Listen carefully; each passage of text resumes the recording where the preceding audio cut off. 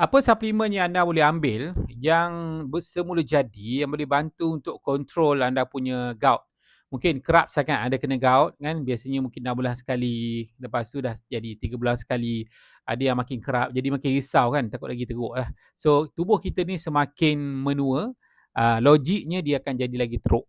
Logiknya lagi teruk kalau kita tak buat sesuatu.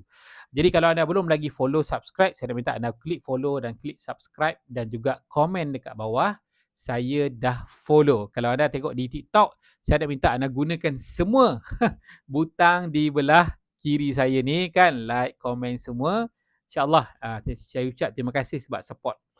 Baik, suplemen untuk masalah gout lah, gout. Okay, yang pertama ialah gout ni radang sendi. Macam mana kita nak turunkan keradangan, elak keradangan, kuatkan sel kita daripada mudah sangat kena radang, ialah dengan pengambilan omega 3 yang ada tinggi EPA dan DHA.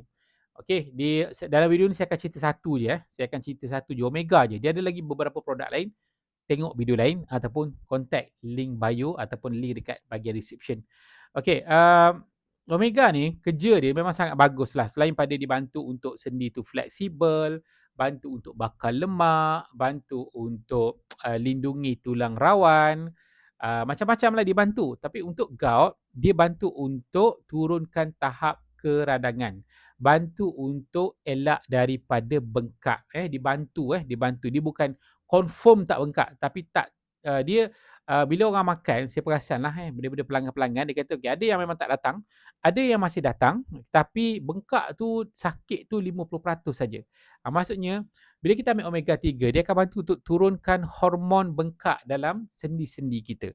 Dia bantu untuk mengawasi tahap keganasan hormon bengkak tu. Jadi kita perlukan omega 3 yang ada tinggi EPA dan tinggi DHA. Okey, jadi so nak dapatkan macam mana omega 3 yang macam ni, yang high quality, teknik pengambilan yang betul, simple sahaja, dapatkan dekat link bio saya dan juga dekat link di dalam description. Terima kasih. Assalamualaikum.